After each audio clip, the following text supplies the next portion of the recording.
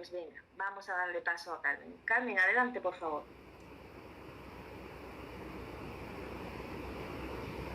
Muy buenas tardes, mis queridos amigos y hermanos. ¿Cómo se encuentran?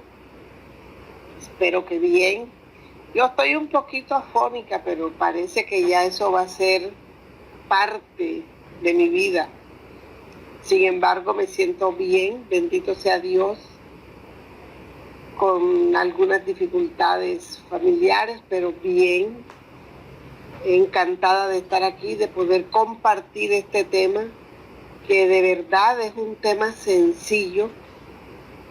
Para nosotros es un tema sencillo, pero cuando ya comenzamos a estudiar y analizar todo ese legado que nos deja Manuel Filomeno de Miranda, André Luis, que nos sirve un banquete de toda esa accionar, de todo ese accionar en el mundo espiritual, nos damos cuenta que no es tan sencillo y que lo que realmente reina acá entre nosotros es la ignorancia de ese desenvolvimiento en la espiritualidad.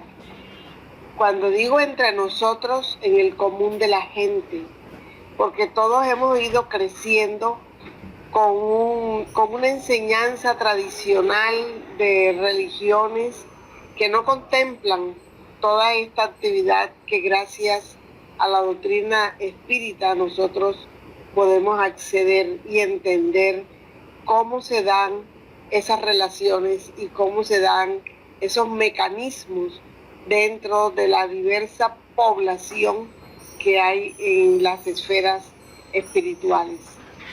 Entonces quería también confirmar que además de que se me esté escuchando bien, que cualquier inquietud que yo pueda resolver al final con mucho gusto lo haría, y el apoyo y la atención que debemos tener para poder desarrollar con ese apoyo que ustedes me puedan brindar en esta tarde, noche de hoy, en el desarrollo de esta charla, conferencia o estudio compartido, porque realmente nosotros lo que estamos es estudiando. Manuel Filomeno de Miranda nos presenta en este libro, Reencuentro con la Vida, episodios basados en comunicaciones espíritas en tratamientos de desobsesión. Todos ellos en el Centro Camino de Redención, algunos, otros en casas espíritas serias, bien estructuradas, y ya sabemos quién es el medium, nuestro amado Divaldo. Entonces, en esta reunión del día 10 de abril del 2002, en una reunión de socorro a los desencarnados, que son precisamente los más necesitados, el mensajero, el bondadoso mentor, el que dicta este mensaje con mucho amor, nos dice a través de la psicografía de Divaldo, nos está diciendo lo siguiente: la sociedad, refiriéndose en términos generales, la sociedad es el organismo complejo que reúne a las criaturas humanas en su condición de células individuales. Este es un concepto normal, natural. Nosotros sabemos que todas las criaturas humanas estamos conformando un núcleo en la familia y que la familia es la célula de esa sociedad, pero que no es una sociedad pareja. No todos tenemos el mismo nivel ni de educación, ni de evolución, ni de moralidad, ni de posibilidades económicas. Hay una variedad de situaciones en los elementos que constituimos nuestros núcleos familiares, y por consiguiente esa misma variedad se va a reflejar en la sociedad de la cual nosotros formamos parte y contribuimos con nuestra presencia o con la presencia de los elementos de nuestra familia a que esta sociedad sea realmente una sociedad llena de valores y llena de estímulos para un mejoramiento.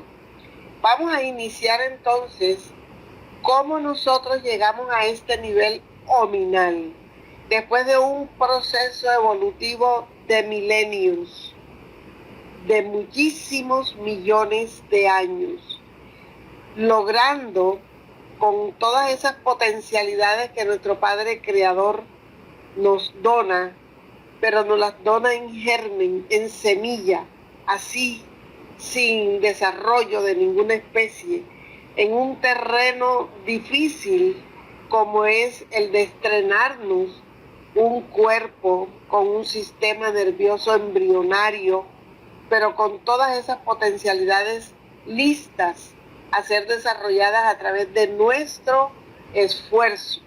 Entonces nosotros entramos a la humanidad en ese periodo primitivo y es allí en donde empezamos a darnos cuenta de la necesidad de buscar compañeros y compañeras. Es el instinto gregario de buscar a nuestros semejantes, de aglutinarnos con ellos, y entonces vamos a formar inicialmente grupos de tribus y se convierte la tribu en las primeras escuelas del espíritu para que él dé el desarrollo evolutivo que va a necesitar, y esa misma tribu va a representar la base de una sociedad que aún no se ha constituido como tal, pero que dentro de la misma tribu tiene un gobernante, tienen un líder, tienen un jefe, es decir, aquel ser que pudo desarrollar con más habilidad y con más premura algunas de esas situaciones que le permiten liderar al resto del grupo y llevarlo a tener una situación social, a formar parte de una situación social llena de valores como encontramos aquí. Entonces, desde ese primitivismo, desde ese salvajismo, en donde se despierta nuestro sentido gregario y nos empezamos a aglutinar, afinizando, se van desarrollando en sus miembros, en nosotros vamos desarrollando aquellos valores que nos van dando riqueza espiritual, moral y de calidad. Entonces estos valores están basados principalmente en la igualdad, en el respeto, en la honestidad, en la gratitud, en la responsabilidad social y ambiental. Y de esta manera, a través de esos siglos, de esos milenios, como nos enseña León Denis en el problema del ser, del destino y del dolor, y le da un espacio muy grande a la floresta. En esos momentos de crecimiento, de aglutinamiento y de entrega de valores, nosotros nos constituimos en instrumentos valiosos para poder pulir esas aristas, esas dificultades que traemos de esas primeras experiencias e irlas perfeccionando de una manera paulatina, pero segura, lenta, pero progresiva, que van a estar en nosotros siempre permanente, de una manera latente. Van a estar allí esperando el momento propicio para que ese desarrollo venga en su plenitud. Esto en la vida social humana de encarnados. Pero cuando pasamos a la espiritualidad, vemos esos mismos matices que se dan en la vida social común. Vemos los diferentes niveles, las densidades, las habilidades diversas, aun cuando hayamos sido todos creados desde un mismo principio, sencillos, simples, ignorantes, pero perfectibles, hemos logrado mantener cada uno de nosotros una línea de desarrollo diferente. Y eso es lo que muestra por qué no somos iguales. Fuimos creados iguales, pero no somos iguales porque tenemos un recurso llamado libre albedrío, que es una herramienta que va desarrollándose en la medida en que nosotros reencarnamos, aprendemos, desaprendemos, nos caemos, nos levantamos y vamos logrando con esos pasos de nuestra experiencia única, íntima, personal, vamos logrando conformar nuestra propia personalidad. Y comienza entonces ese intercambio de intereses y de necesidades. Las aspiraciones se sutilizan y aquellos fenómenos egóticos o egoístas que nos caracterizan en esas fases primarias van a ceder lugar poco a poco al altruismo, a la solidaridad en esa comunidad. Vamos a entender que hay que compartir. Vamos a buscar el alimento no para uno solo, sino también para el clan, para el grupo. Y entonces eso se convierte en una contribución fraternal que se va a establecer sin obstáculos dentro de la espiritualidad. Ya nosotros allá hemos tenido logros tan importantes, suficientes, que nos permite a nosotros vivir, entre comillas, según el nivel, fraternalmente, sin presentar ningún tipo de obstáculos. Y entonces vamos a entrar en una vida social de progreso. Vamos a entender la necesidad de que ayudándonos, nosotros vamos a tener un mejor porvenir. Y ese progreso se manifiesta teniendo en cuenta las necesidades del grupo. Ese grupo se va a ir perfeccionando, se va a ir mejorando, va recibiendo contribuciones, va recibiendo y donando a la vez de lo que va adquiriendo de sus propias conquistas, va compartiendo y de esta manera se perfecciona y crece en expectativas cada vez más complejas. Entonces ya no es tan sencillo, ya vamos a encontrar situaciones mucho más complejas, pero definitivamente de un gran valor, de un mayor compromiso, de una mayor responsabilidad con nosotros y con nuestra sociedad. Se va a desarrollar la ciencia y el arte, la tecnología y el pensamiento, la ética y la religión. Todos ellos se presentan como unos poderosos vehículos para que sea posible alcanzar los mejores resultados, que siempre culminan en la felicidad, en el bienestar, en la salud y en la armonía. Encontramos que la ciencia, la tecnología, la técnica, la ética, todos estos valores que se convierten en esos poderosos vehículos van a brindarle a todo el conglomerado ese bienestar saludable y armónico que se llama felicidad, porque ya es un trabajo de equipo donde quiera que nosotros nos vayamos a encontrar. Cada periodo de la sociedad se caracteriza por sus glorias o sus miserias. Y es allí como encontramos de alguna manera progresos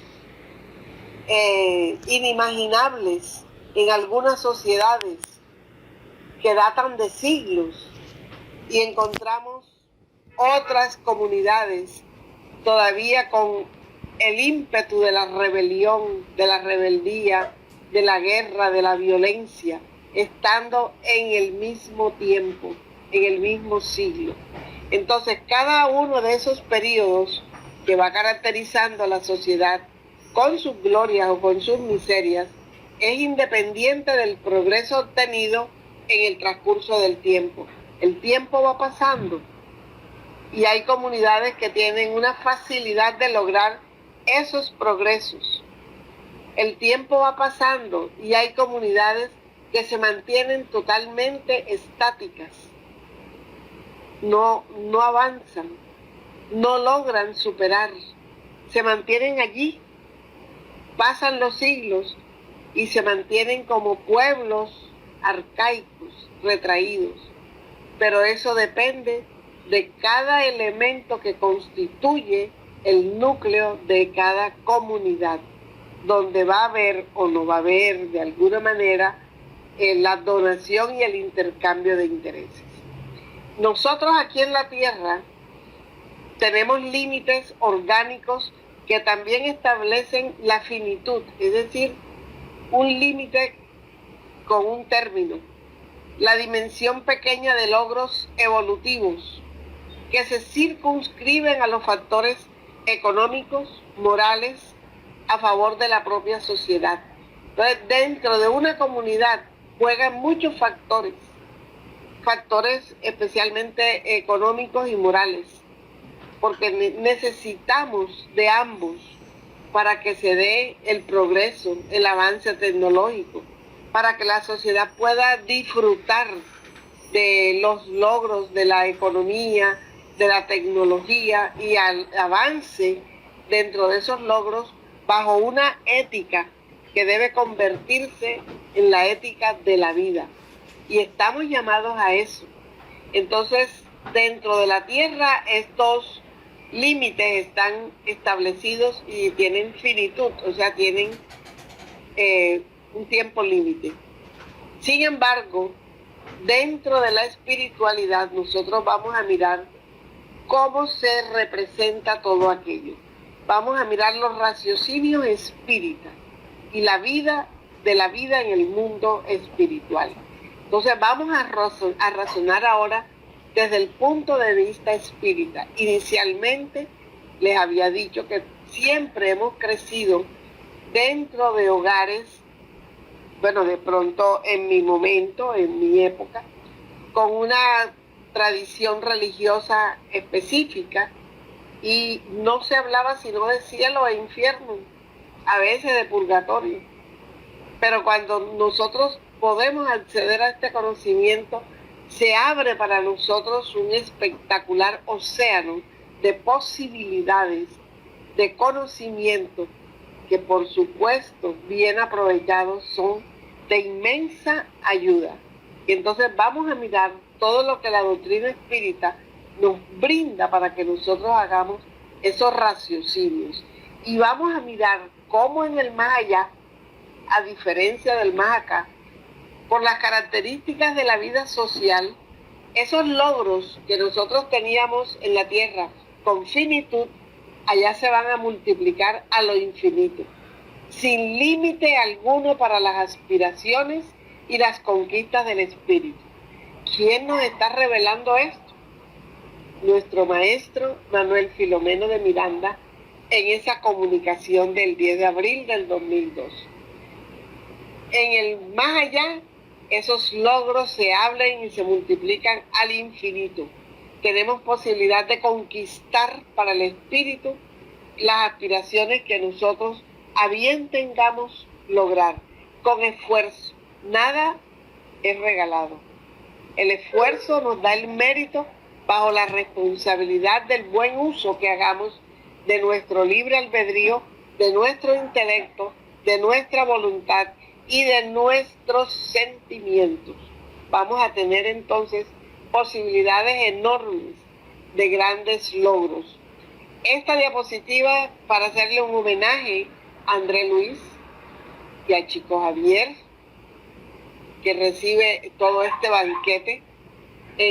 A la derecha tenemos Nuestro Hogar, quizá el libro que en un momento dado fue el más leído en Brasil, y en Nuestro Hogar nosotros encontramos una enseñanza maravillosa, comenzando por la de este doctor que desencarna con toda su sabiduría, desencarna con una ignorancia realmente de lo que es la vida espiritual, el doctor Chagas. Y esta ignorancia lo llevó a él a mantenerse en el umbral, en el sufrimiento, por 8 años. 8 años. Y no se explicaba dónde estaban sus amigos, qué era lo que había sucedido.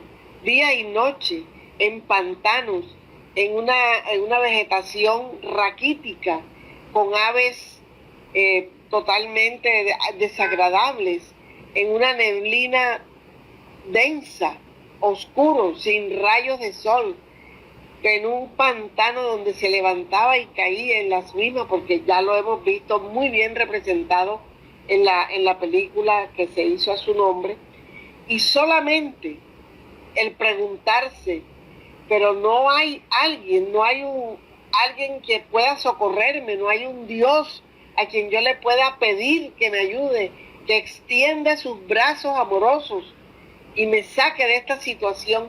Y ante esa plegaria, la neblina densa se fue diluyendo, se fue desapareciendo, y la luz fue llegando donde él, y aparece el hermano Clarencio, donde él le dice: tú eres el enviado de Dios. El hermano se da cuenta de las condiciones lamentables en las cuales se encuentra este ser, y pide con urgencia una camilla con lienzo blanco, lo cubren, va de urgencia, que ahora es muy común ir de urgencia, va de urgencia a ser socorrido, a ser ayudado. 8 años, pero él sabía que no se había muerto. Tenía 8 años sin comer y sin tomar agua, pero no se había muerto.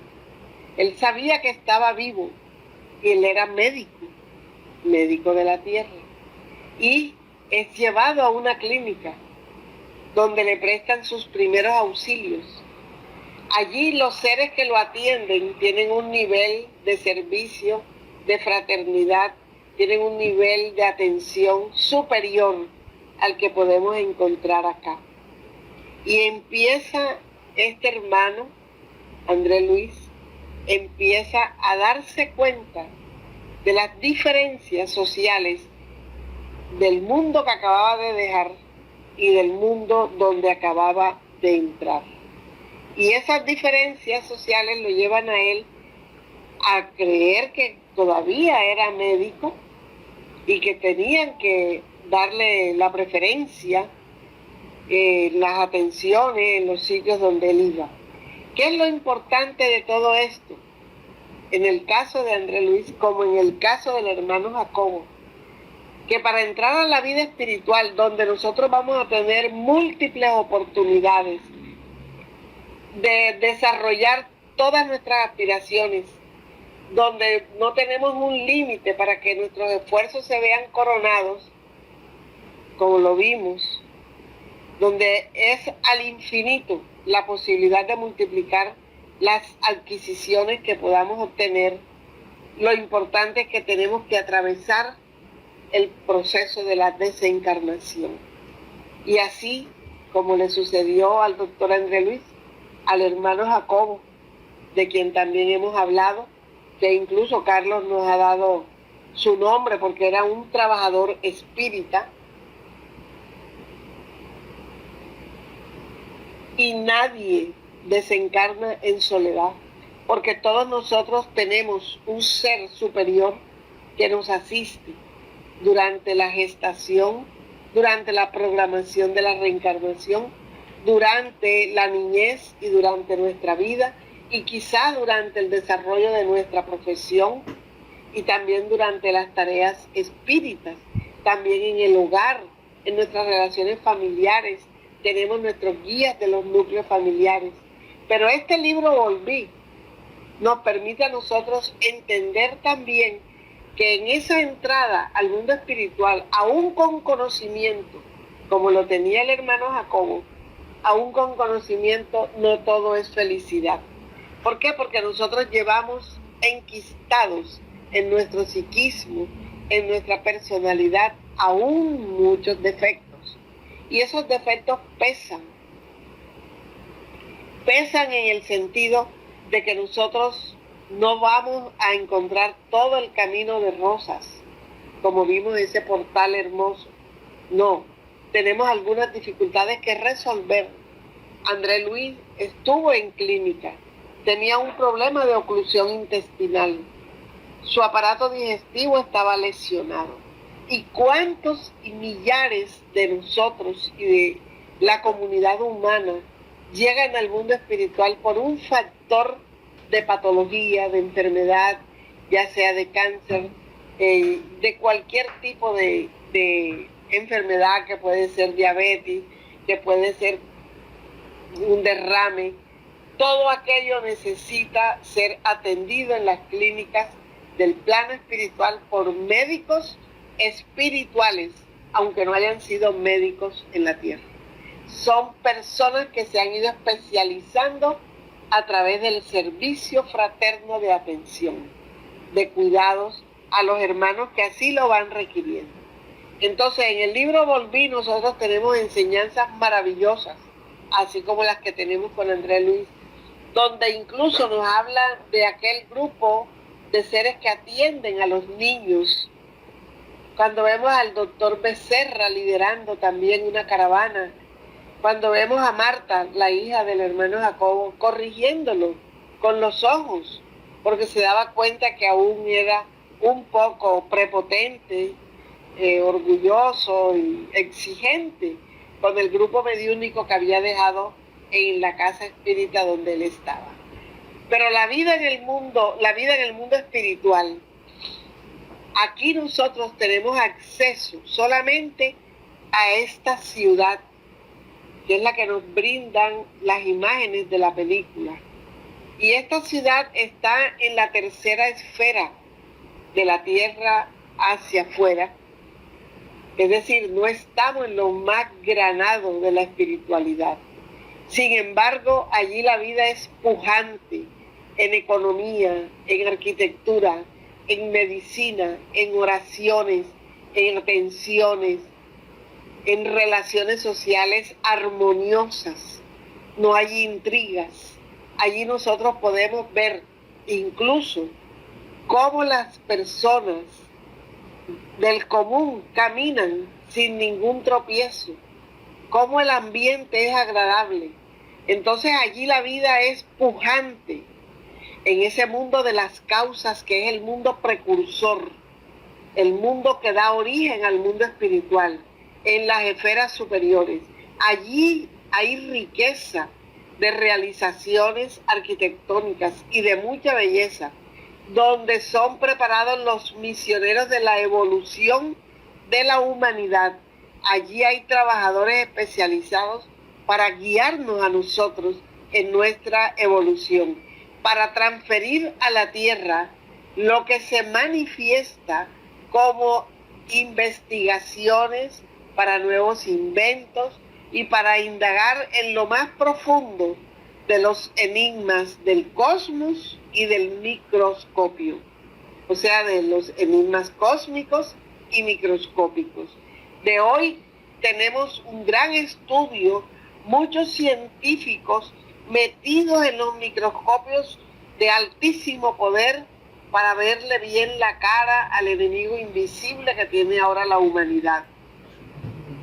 Pero ese microscopio que posibilita al ser humano con su vista física descubrir la forma, porque le llaman coronavirus, por la forma de sus punticas que parecieran una corona, es parte de lo que hemos recibido los investigadores. Yo me meto en el grupo también. Hemos recibido todas esas indicaciones para llegar a la realidad de lo que está sucediendo y de cómo descubrir a ese enemigo invisible que hoy nos está poniendo de rodillas, pero que tenemos la certeza de que hay un gobernante superior y un Padre justo y misericordioso que solamente está haciendo en nosotros limpieza para que hagamos las reflexiones necesarias para el cambio y poder pasar limpios a ese mundo de regeneración que nos espera. Entonces, luego de atravesar el umbral por la desencarnación, nos dice Juana de Ángelis en este libro, En el borde del infinito, en uno de sus capítulos, nos dice que cada uno de nosotros despierta en el más allá, de acuerdo al comportamiento que hayamos tenido con nuestro cuerpo. Es decir, ¿cómo será nuestro cuerpo allá, en el más allá? De acuerdo como nosotros lo hayamos utilizado aquí. ¿Habrá un desprendimiento del cuerpo material? Sí. Luego habrá una turbación espiritual, sí. Y luego habrá una adaptación al plano espiritual. ¿Por qué? Porque es que nosotros habremos desencarnado, supongamos que 200,000 veces, pero se nos ha olvidado cómo es el proceso. Gracias a Dios, con el velo del olvido, nosotros no recordamos cómo es ese proceso. Y tenemos que hacer nuevamente esa adaptación al plano espiritual.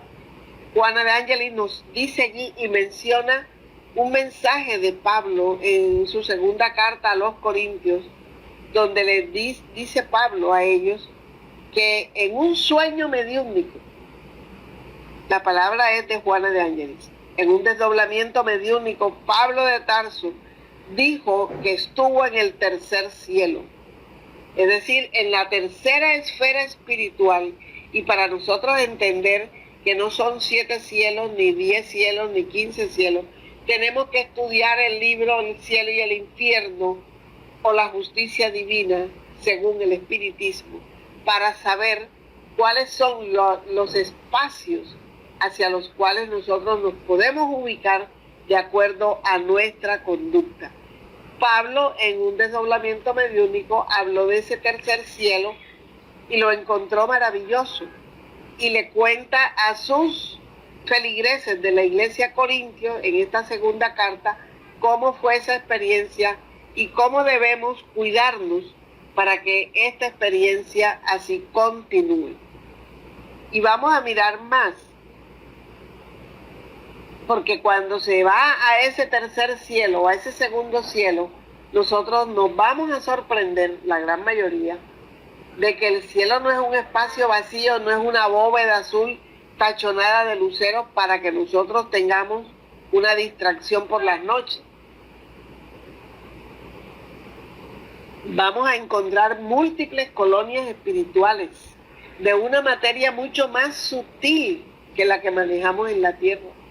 Entonces, lejos están los tiempos ingenuos en los que se creía que en una vida social, más allá del cuerpo, carente de vibración, de acción, de movimiento y de trabajo. Convencidos con esta enseñanza que heredamos, que ir al cielo es ir a la vida contemplativa y estática, a mecernos allí 24 horas, todos los días, todas las semanas, todos los meses, todo el año, por toda la eternidad. Qué ociosidad y qué aburrimiento. No, vamos a encontrar unas colonias espirituales con muchísima actividad. Y es lo que viene el espiritismo a enseñarnos, a demostrarnos que ese cielo utilitario y sin finalidad, en el parasitismo estático de la contemplación infinita, así como el infierno de eterno castigo, no son más que conceptos míticos del agrado arquetípico de los privilegios y de las puniciones crueles. Esto se adapta a aquellos que manejaron con su poder religioso, manejaban a las masas y les hacían temer por estos castigos que eran realmente crueles, las puniciones del infierno. Era la manera de obtener respeto a una conducta que ni los mismos líderes de esas creencias cumplían. Entonces, en este libro, El cielo y el infierno, o la justicia divina según el espiritismo de Allan Kardec, nos va a esclarecer a nosotros sobre los espacios celestiales y sobre los espacios infernales a través de los múltiples testimonios que nos brindan los hermanos que ya pasaron por esta situación y que hoy se encuentran, enseñándonos, porque ellos nos están enseñando con su experiencia. Tenemos las moradas espirituales, las colonias espirituales. En esta figura, que se adapta muy bien a la enseñanza que tenemos en este Anuario Espírita de 1993, que nos habla de esas colonias espirituales, encontramos que la Tierra tiene 2 colonias subcostrales, el abismo y las tinieblas. Y paralelo con la atmósfera que nosotros respiramos, hay una morada espiritual que se llamaría el umbral. Es la zona del umbral grueso y es la que compartimos con las entidades espirituales que desencarnan y que siguen apegados a los bienes materiales, a los afectos y a las pasiones, a todo aquello que dejaron, a sus vicios. Entonces está en esa franja oscura, allí se mantienen y nosotros intercambiamos con ellos vibraciones de pensamientos y de sentimientos. Escogemos esas amistades porque somos iguales a ellos. Si nosotros cambiamos y nos modificamos, seremos selectivos y aun cuando compartamos esa misma esfera del umbral grueso, nosotros tendremos allí las compañías de los muy buenos espíritus que nos estarán ayudando a que nosotros sigamos en nuestro proceso evolutivo. Las otras esferas me voy a permitir leerles aquí un poquitico. Después de la umbralina vamos a tener la esfera en la periferia del umbral, que tiene un clima mental más ameno y ciudades espirituales con calidad de vida superior, como se desprende de los relatos que hace André Luis hablando de la ciudad de nuestro hogar. También se dan noticias de vastas regiones de espíritus sufridores que inclusive intentan invadir las ciudades como las que se han mencionado anteriormente. En la cuarta esfera, de cuyos detalles no tenemos mayores noticias, se constituye ya en una región feliz. Habitan allí los espíritus que se dedican al arte en general, a la cultura y a la ciencia. La quinta esfera fue definida por la autora de Ciudad del Más Allá, Georgina creo que se llama, como habitada por espíritus integrados en el amor fraterno universal. En la sexta esfera habitan los espíritus encargados de las directrices del planeta, y en la sexta y última está abierta al infinito, puesto que se puede vislumbrar desde allí el globo terrestre completo, representando la superficie visible de la última geografía de nuestro planeta. Naturalmente allí habitan los espíritus que vencieron todas las etapas terrestres y se están matriculando como verdaderos ciudadanos del universo. Los lugares de estadía felices, a diferencia de las megalópolis terrenas, son colmenas vivas de amor en acción, llenas de alegría.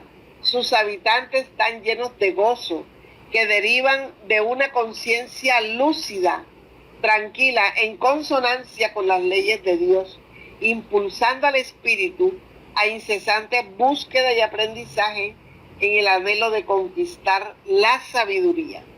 Entonces, tenemos mucho material dentro de la literatura espírita para que nosotros logremos entender cómo es la vida en la espiritualidad y poder aspirar a un buen momento en ello. Aquí tenemos este mapa. Este es un plano de la ciudad de nuestro hogar. Está en la tercera esfera. Allí hay unas cámaras de rectificación donde son recogidas las entidades que después de un proceso de arrepentimiento pasan allí a ser atendidos. No todos los que gritan y piden auxilio y están en desorden entran. Están seleccionados allí para poder mantener la disciplina y el orden. Y tenemos en este mapa, en el centro, vemos la gobernación y los diferentes puntos de esta estrella son ministerios. Y comenzamos con el Ministerio de Esclarecimiento, de Comunicación, Ministerio de Regeneración, Ministerio de Auxilio, Ministerio de Elevación y Ministerio de Unión Divina.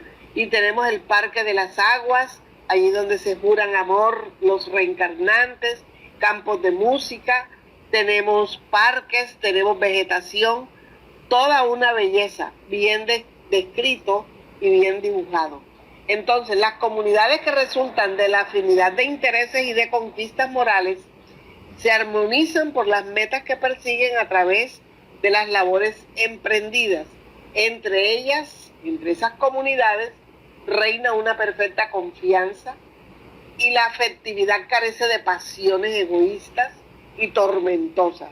Es un amor cristalino, tranquilo, armonioso, lo cual propicia vínculos duraderos en la elaboración de realizaciones futuras para el bien general. Y vamos encontrando esta enseñanza en nuestro hogar maravilloso. También vamos a encontrar establecimientos educativos de grandes dimensiones. Allí se preparan los aprendices de la belleza y del conocimiento. Allí vamos a tener la oportunidad de adquirir, ¿verdad? Digamos periódicamente, de adquirir esas visitas, esas conferencias a través de unas tecnologías inimaginables para nosotros, pero vamos a entender que la espiritualidad trabaja con muchísimo ahínco en brindarnos a nosotros, los hermanos menores, los atrasados, que llegamos a la espiritualidad para prepararnos a que nosotros seamos mejores, a que tengamos una mayor educación. Y dice que cae como una lluvia de estrellas sobre la tierra para iluminar los sombríos caminos humanos. Es la preparación que reciben estos misioneros, liberando a las criaturas de las opresiones severas y penosas de los flagelos destructivos. Hoy estamos ante un flagelo destructivo, pero tenemos muchísimos otros flagelos destructivos. Digamos, los mandatos dictatoriales, el abuso de poder, el abuso lleno de ambiciones, el abuso lleno de egoísmo, de orgullos. Entonces todo eso genera las enfermedades dolorosas, las angustias punitivas de la ignorancia y de la perversidad. Y todo aquello será en algún momento un punto para ser liberado a través del trabajo que representan estos hermanos superiores que están allí cayendo, como vemos esa corriente de energía, de estrellas luminosas, para preparar a todos los aprendices para que en ese camino evolutivo tengamos esa tranquilidad. Están aptos, estos seres aptos para la renuncia que ejercitan en esos santuarios de bendiciones. Trabajan con afán para edificar el bien y la verdad, sin la expectativa de ninguna recompensa o entendimiento que no se puedan expresar a través de la paz de la conciencia. Hay un ambiente totalmente de armonía, de felicidad, de entendimiento, de comprensión, de respeto. Y nosotros encontramos un poco más de información en este libro, Los Mensajeros del Bien, basado en la obra de André Luis, de los mensajeros espirituales, en donde vemos entidades de colonias superiores, cómo trabajan para brindar el apoyo y la ayuda. Y así como allí veíamos una lluvia de estrellas, cómo ellos de su cardíaco dejan salir burbujas de colores tornasoles que llegan a los sitios, iglesias, no solamente espíritas, sino iglesias espiritualistas y espíritas muy bien intencionadas, con mucha seriedad en el trabajo, con mucha entrega y mucho amor. Y aquellas burbujas salen de sus coronarios, salen de sus cardíacos y se van desplazando hasta llegar a esos sitios, y al tener contacto con nosotros acá los humanos, eso se va diluyendo, pero tiene la posibilidad de ser absorbido y de sentir el mejoramiento que necesitamos. Se da con frecuencia en la tarea de los pases, se da con frecuencia en la fluidificación del agua, se da con frecuencia en los momentos íntimos de oración. En este libro, Mensajeros del Bien, tenemos tantos análisis incluso de ley de causa y efecto, como Alfredo e Ismalia tiene allí, nos cuentan, permiso una vez al mes para visitar a Alfredo, quien en una existencia anterior dudó de ella, se dejó intrigar por alguien de poco valor, y él aceptó la intriga, la desconfianza, los celos, le quitó los hijos, le quitó la patria potestad, la devolvió a sus padres, despreciándola.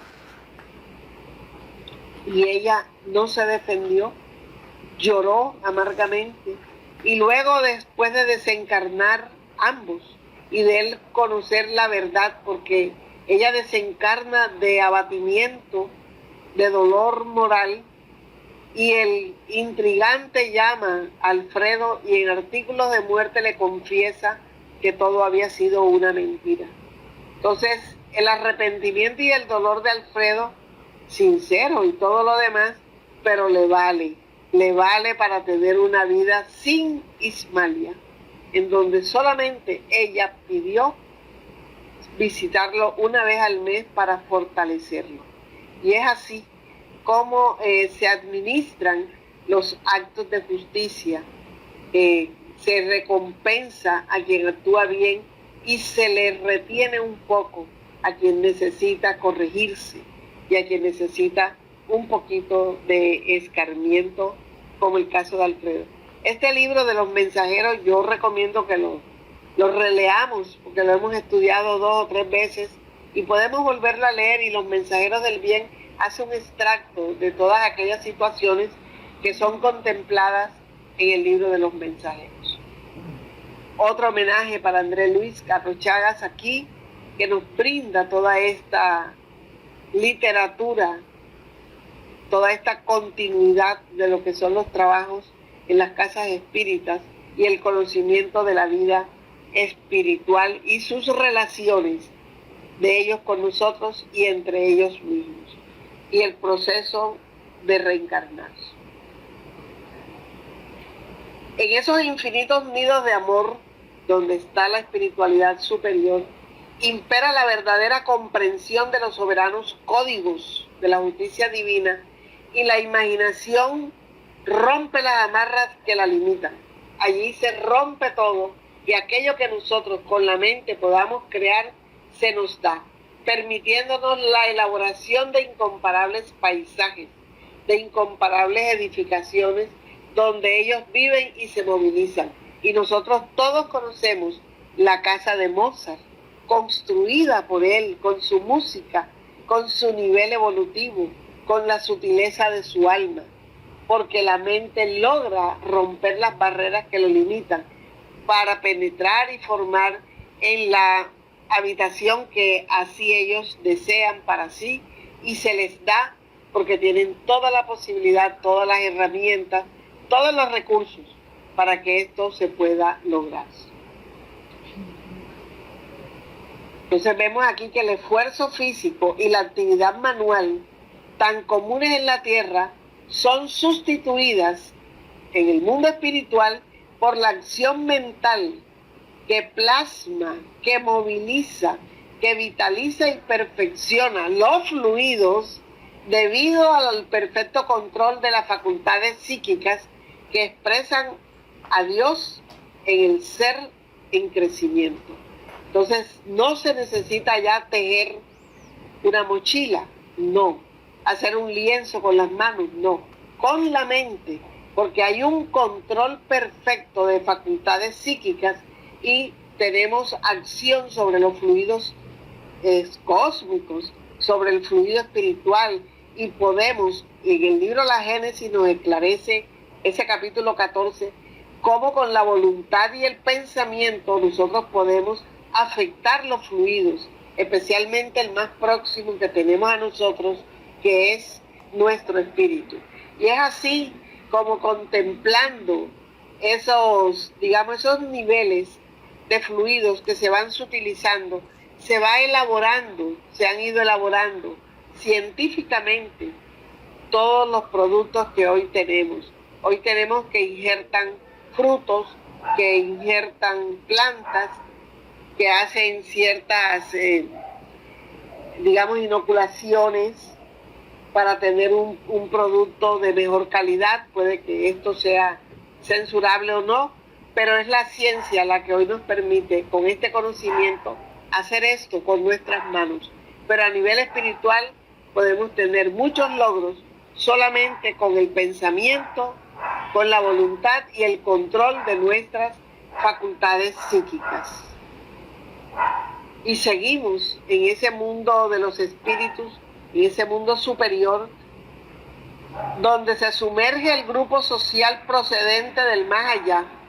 Es decir, se programan las reencarnaciones, y es allí donde nosotros vamos a encontrar esta gran noticia: cómo se han programado la presencia en la tierra de personajes del siglo V de Pericles en la Grecia antigua, antes de Cristo, y se corporificaron como Praxiteles, Esquilo y Sófocles.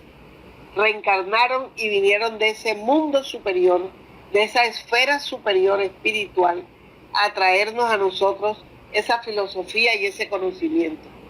Para resurgir después, desencarnan en la indumentaria de Sócrates, Platón, Aristóteles, Leucipo, Lucrecio, Demócrito, y avanzaron hacia los días de Cayo Julio César Octavio en los cuerpos de Marco Aurelio, Tito, Livio, Mecenas, y luego en la escuela neoplatónica de Alejandría, en el período medieval, en el Renacimiento hasta la actualidad, transformando al planeta en sus variadas expresiones. Son espíritus sabios de una gran trayectoria que han venido pisando en la tierra en diferentes momentos, desde la Grecia antigua, desde el medioevo hasta los neoplatónicos y hasta el momento actual, trayéndonos toda esa enseñanza que han ido conquistando cada vez que han desencarnado, ampliando, investigando y regalándonos, donándonos a nosotros ya en una bandeja bien servida todo ese conocimiento, instruyendo a nuestros científicos, instruyendo incluso a nuestros gobernantes. Entonces vemos cómo la espiritualidad socialmente superior trabaja para brindarnos a nosotros todo este manjar con lo que hoy nosotros contamos. Entonces la vida social en el más allá, real y formal, es activa y grandiosa.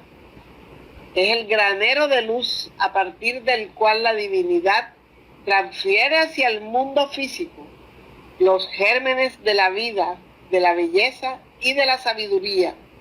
¿Quiénes son los portadores? Los seres humanos que se han mantenido equilibrados con su sabiduría, con su estudio, con su ética, con su moral, con el fin de arrastrar en sus redes de amor y de servicio a los espíritus que aún se hallan o nos hallamos demorados o perseveramos en la ignorancia, aunque también habrán de vivir en esos lugares de plenitud de la erraticidad, cuando se encuentren liberados del yugo de las pasiones y de las impurezas morales.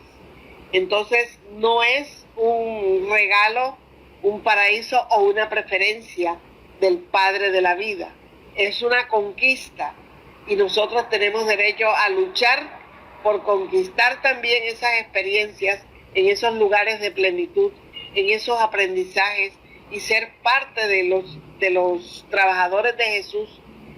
Digamos, de muchos de nosotros habremos sido parte de los que lo persiguieron, de los detractores de Allan Kardec, pero hoy estamos dispuestos a superar el yugo de nuestras pasiones y a ser llamados al trabajo elocuente de la honestidad, de la belleza, del amor, de la sabiduría, para ayudar a nuestros hermanos que estén en retaguardia, que estén atrasados. Ya.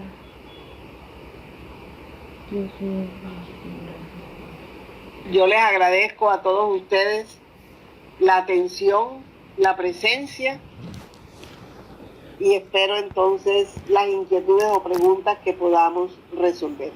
Muchísimas gracias. A ti.